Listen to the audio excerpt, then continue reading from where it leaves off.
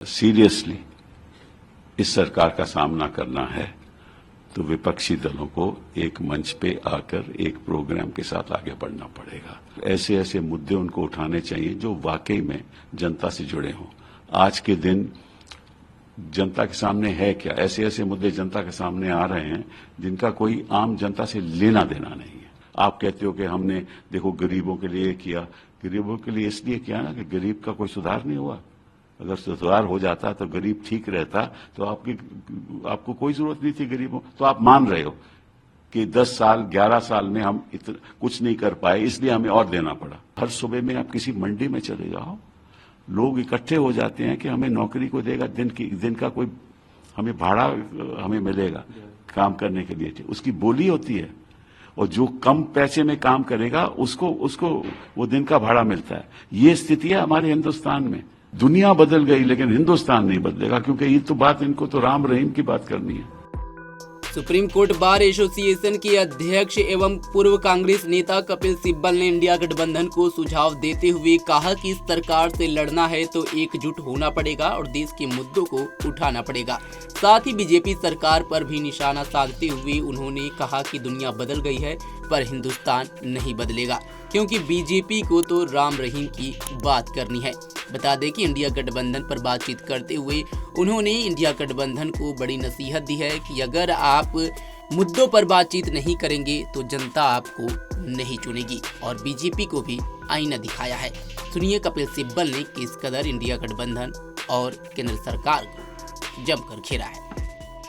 अगर इनको सीरियसली इस सरकार का सामना करना है तो विपक्षी दलों को एक मंच पे आकर एक प्रोग्राम के साथ आगे बढ़ना पड़ेगा और ऐसे ऐसे मुद्दे उनको उठाने चाहिए जो वाकई में जनता से जुड़े हों।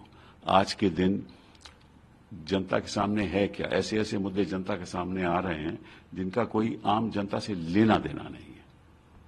यही सर कभी अब ये जो भाषा का मुद्दा जो हमारे गृह मंत्री जी ने बड़ी भारी स्पीच दी, हाँ, मैं इनसे पूछना चाहता हूं कि ये जो आप कहते हैं कि हम इंजीनियरिंग की किताबें तमिल में कर देंगे जब हम सत्ता में आएंगे, इसका कोई भविष्य से लेना देना है कोई लेना देना? आज के दिन क्या सिचुएशन है इस देश में? आप कहते हो कि हमने देखो गरीबों के लिए किया, गरीबों के लिए इसलिए किया ना कि गरीब का कोई सुधार नहीं हुआ। अगर सुधार हो जाता तो गरीब ठीक रहता तो आपको कोई जरूरत नहीं थी गरीबों। तो आप मान रहे हो कि 10 साल 11 साल में हम कुछ नहीं कर पाए, इसलिए हमें और देना पड़ा। ठीक है, वो मुद्दा है। बेरोजगारी का मुद्दा है। अब कितने रोज के रोज पेपर्स के लीक हो रहे हैं, वो बड़े भारी मुद्दे हैं। हाँ, जो एमए कर रहा है, एमफिल कर रहा है, वो छोटी छोटी नौकरियां। और आप देखो हर सुबह में आप किसी मंडी में चले जाओ, लोग इकट्ठे हो जाते हैं कि हमें नौकरी को देगा, दिन का कोई हमें भाड़ा हमें मिलेगा काम करने के लिए, उसकी बोली होती है। और जो कम पैसे में काम करेगा उसको वो दिन का भाड़ा मिलता है। ये स्थिति है हमारे हिंदुस्तान में। उसके बारे में कोई बात करता है? जो बुनियादी बातें हैं, रिसर्च के बारे में कोई बात करता है? हमारी संस्थाएं चल कैसे रही हैं उसके बारे में बात करता है कोई? हमारा स्कूल सिस्टम कैसे है? और स्कूल सिस्टम देखिए, उसका जो पढ़ाने का तरीका ये बिल्कुल गलत है। तो और दुनिया बदल गई लेकिन हिंदुस्तान नहीं बदलेगा, क्योंकि ये तो बात इनको तो राम रहीम की बात करनी है।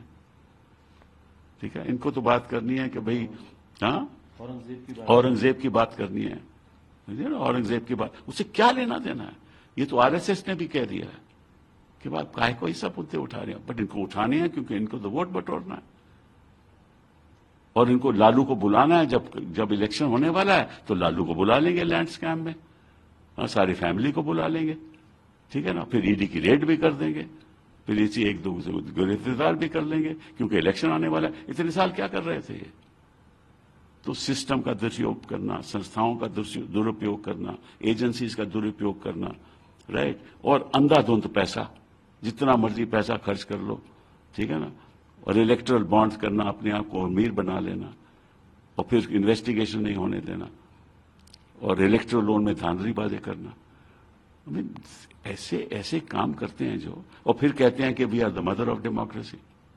वो कौन से मदर ऑफ डेमोक्रेसी हो? तुमने तो डेमोक्रेसी को स्मदर कर दिया, मतलब उसको सांस नहीं लेने देते आप। डेमोक्रेसी को तो आप सांस नहीं लेने देते और कहते हो आप मदर ऑफ डेमोक्रेसी।